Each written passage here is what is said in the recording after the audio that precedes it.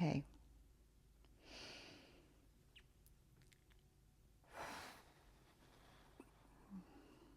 There's a lot. There's a lot going on. There's a lot to say. There's a lot to talk about. There's a lot to teach. I recognize how overwhelming everything is. Full transparency, I do not have the mental capacity at the moment. I haven't had it for a couple of days now to do a detailed educational video on all of the things that we need to be speaking about. Very delayed on a video of Al Shifa Hospital where they uncovered a mass grave of people that were executed by the Israeli military who were taking shelter in the hospital, who were patients, who were doctors and nurses, who were taking shelter and seeking refuge in the hospital. And now we are hearing stories about Al-Nasser Hospital being another mass grave site that is being uncovered. They found over 300 bodies with their arms tied behind their backs, executed, many of whom were children.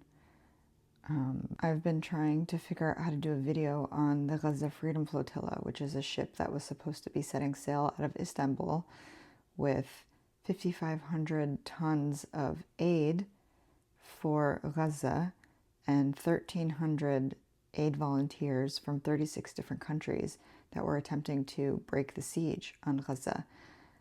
I was supposed to do a detailed video on the history of the last time this was attempted and how the ship was raided by the Israeli Navy. I've been working on a video that draws comparisons between the protests that we're seeing pop up all throughout the United States on college campuses to remind everyone that the reaction that we're seeing now from administrations and governments where they are violent and trying to shut these students down is no different than the reactions that these same institutions had during protests against the Vietnam War, against civil rights, against the invasion of Iraq. I have started each of these videos multiple times. I have videos of myself going into it and then literally just my mind draws a blank and I don't know how to continue. And when I hit these roadblocks and I don't know how to continue, I tend to rely on personal storytelling. So my hope is that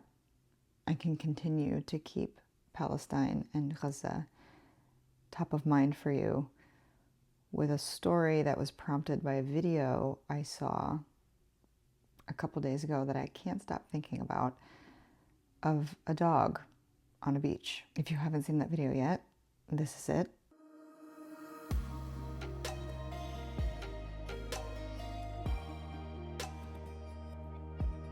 So I'm just going to talk, if that's okay. I'm a very emotional person. I cry a lot. I get angry a lot. I don't say emotional in a bad way. I don't think it's a bad thing to be an emotional human being, a person who feels. But it doesn't take much to get the tears flowing for me. When I saw this video, I, for the first time in a while, was confused on how it made me feel. I had a couple of knee-jerk emotions that had kicked in when I saw the video for the first time. I watched it over maybe 4 or 5 times because I wanted to understand what I was feeling, because I didn't at the time. And it was, you know, a dog doing something sweet for an animal that had died. It was amazing that this dog knew exactly what to do. And then all of that made me super sad and then super angry, and I didn't understand the anger part. And the more I watched it, the more I started to understand why. Here was this dog on a beach coming across a turtle that had died, and this dog's immediate instinct was to give this animal a burial. Burials are a way of respecting the dead, of honoring the dead, of having some semblance of closure for yourself. And this dog's instinct was to achieve all of that, was to honor this turtle, was to give it a proper burial, was to respect the turtle's body, and to feel some sense of closure for itself. And in that moment, I felt enraged by the fact that among the many things that Palestinians are being denied, whether it's food, dignity, life, we are also being denied the opportunity to act on our instinct of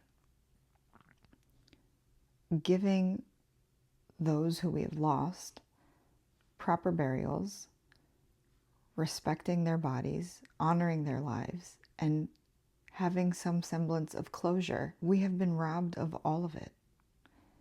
And I realized that that video immediately made me think of the 7 aid workers that were killed by the Israeli military in Gaza with the World Central Kitchen. These foreign aid workers, one of whom was not foreign, he was actually Palestinian from Gaza, they were targeted and murdered by the Israeli military. They were robbed of their life. The one thing I cannot stop thinking about from that story is the fact that those aid workers, their bodies were recovered, and they were immediately put on planes and sent home for proper burials. And I'm grateful for their lives and for the sake of their families that they were given that opportunity to receive those burials. But I'm angry that Palestinians have not been able to do that for our loved ones for the last 203 days. We have not been able to retrieve the bodies of our loved ones who have been murdered by Israel. There have been many people who have attempted to reach the bodies of their loved ones who were killed, who were then killed themselves. There have been instances where entire areas have been demolished and nobody is able to return to their homes to attempt to find their loved ones, to find out if they're still alive, to recover their bodies if they are not. There are videos coming out of the discovery at Al-Nasser Hospital, this mass grave of another 300 bodies that were executed. Again, hands tied behind their backs, executed. Many of them were children. I'm watching videos of these mothers searching through piles of dead bodies to recover their children, to find these bodies have disappeared. Many of them have dissolved. And they are looking for anything that can give them some indication that they have found their child's body. If it's their shoes, a clothing piece that they were wearing, a hat, anything. They're looking for anything to be able to identify a body of their loved one so that they can act on their instinct to bury it, so they can bury the bodies of their children, so they can bury the bodies of their loved ones, so they can respect the bodies of their loved ones and honor their lives and feel some sense of closure for themselves. And not only have we been robbed of the ability to act on these instincts, we are watching videos of the Israeli military, many of them posted by the Israeli military in a form of mockery for Palestinian life. They are driving over these grave sites. They are running over bodies with tanks. They are bulldozing through grave sites and bulldozing through piles and piles of dead bodies. So not only do we not get to respect the bodies of our loved ones and honor their lives, we are forced to watch them be disrespected.